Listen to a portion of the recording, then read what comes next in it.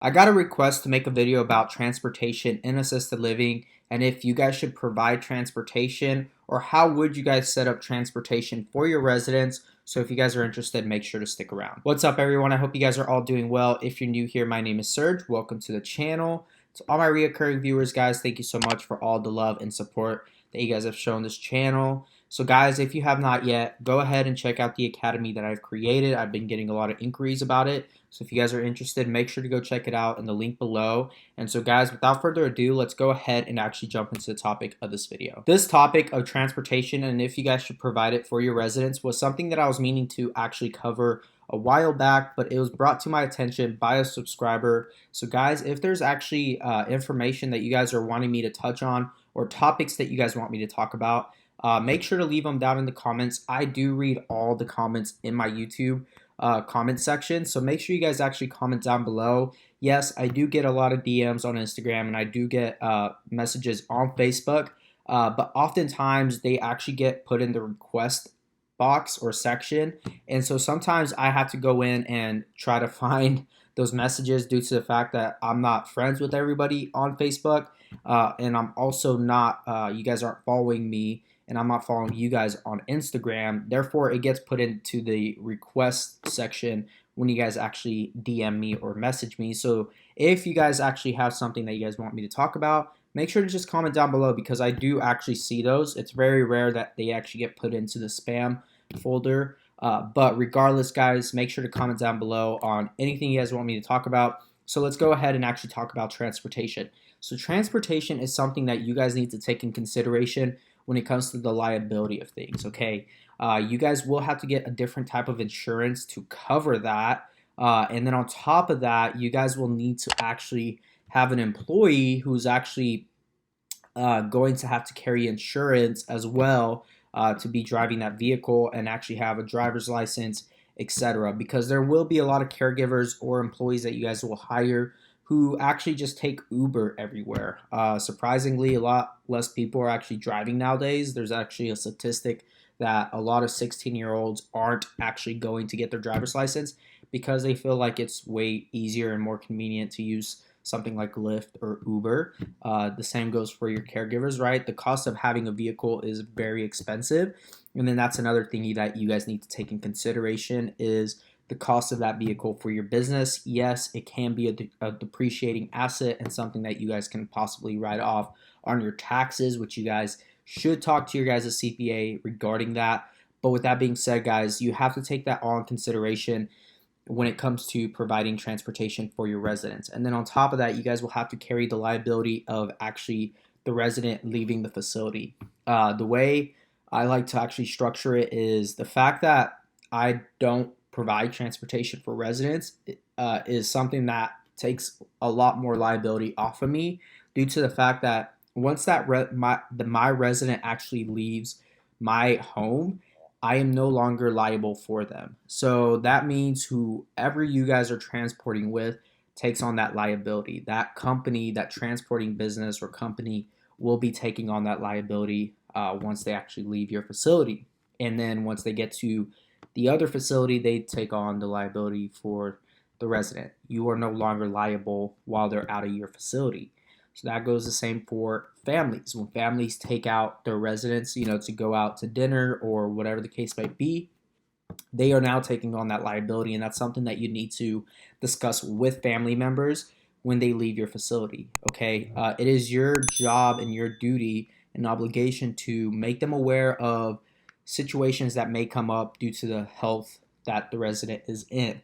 So make sure that you guys let the family know, hey, you guys may not want to go on long walks due to the fact that they have respiratory distress, whether they have CHF, which is chronic heart failure, whatever the case may be. There could be things that make the resident really weak and they could eventually pass out and fall and injure themselves. So you want to make sure that they're aware of all this prior to them taking them out, so that way they can take small breaks throughout if they're going on a walk, etc.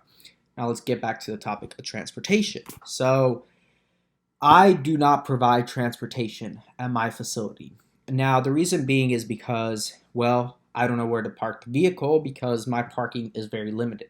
So if you have very limited parking at your facility, having a vehicle there may actually not be a very good situation for you. Yes, you can park it out on the street, like in my situation, but it's something that I have to take in consideration to make it my worthwhile. Then on top of that, I also have to take in consideration the cost of the vehicle. Okay, I could take a business loan out on the vehicle and write that off, but when I go to sell that vehicle, down the road, and I make any type of gain on that vehicle, I'm gonna have to pay those taxes. The way that works is the government actually depreciates the vehicle a lot faster than it normally depreciates. So therefore, when you go to sell it, it actually you end up making some capital gains on it, and therefore you end up paying taxes on that. So you have to take that into consideration when it comes to taxes as well. And then on top of that, guys, is that there's so many transportation companies out there, medical transportation companies and providers out there, and a lot of them are private pay. Medicare will not cover it, neither will Medicaid. So you have to make sure you tell the family ahead of time that you guys do not provide transportation and that they will have to come out of pocket for when they do transport the resident to, let's say, their primary care physician or wherever they need to go. They will need to pay that out of pocket. And so there are a lot of different services that the city may provide for the elderly that actually makes it way cheaper for them to get to one place and to another. And those are things that you guys will have to look into for the families and give them the best option possible. And, just make a list for them. There's plenty of transportation companies out there willing to do this and that they can do it. And sometimes the family is able to actually transport the resident themselves. I do have family that comes and takes their loved one out by themselves. When I've moved out residents, I've had a resident move out of state. The family came and we had everything set up to where they were able to transport that resident from my home back to their home in another state. Now, so there are different ways of setting up transportation, but my best suggestion is yes, you can stand out by having a transportation option for families as a business, and it's easy marketing because you can actually market that vehicle with your business name, etc. It's a great marketing tactic, and it's definitely a great write-off for your business if your business is at the point where you can actually provide transportation and it's worth it for you and it makes sense financially and for your budget of your business. Go ahead and get the vehicle if you guys can afford it and you guys are okay with the liability, and if you guys as employees are able to drive and have driver's licenses and have all that in place, then go ahead and get a vehicle for your business. But if you're a smaller business and your residents aren't traveling very much, they're not going to a lot of appointments, they're not having to do a lot, then it makes sense not to really have to worry about the liability and having to, invest into something like that. I wouldn't call a vehicle really an expense, especially when it's for business purposes. It's really an investment for the business. Anything to help the families be able to make their lives easier, even if it comes down to transporting their residents and their loved ones. Guys, it will help tremendously when it comes to families having their lives, less complicated due to the fact that their loved one doesn't have to worry about that burden of not being able to get to one appointment or to another. And so, guys, I don't personally do transportation at my business due to the fact that I have a smaller home. A lot of my residents aren't really going to a lot of appointments.